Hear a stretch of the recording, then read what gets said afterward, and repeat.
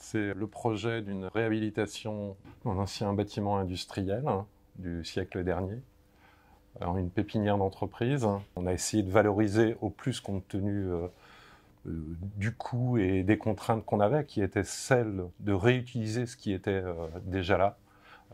Essayer justement d'aller vers une notion de patrimoine, alors qu'au départ, on a affaire qu'à une simple usine de pneus et qu'on décide de garder à 80% grâce au savoir-faire de l'entreprise.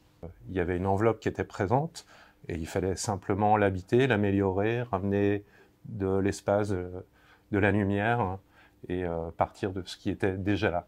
Le défi de base, c'était de ne pas enlever ce qui existait, c'est-à-dire pas faire table rase du passé, d'améliorer et de trouver des solutions qui étaient à la conception, mais aussi à la réalisation avec l'entreprise.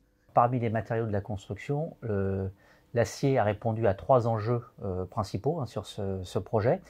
L'enjeu du réemploi d'abord, puisqu'on a donc déconstruit une 30aine de tonnes du bâtiment et réemployé à partir du chantier une 20aine de tonnes, donc très peu de déchets.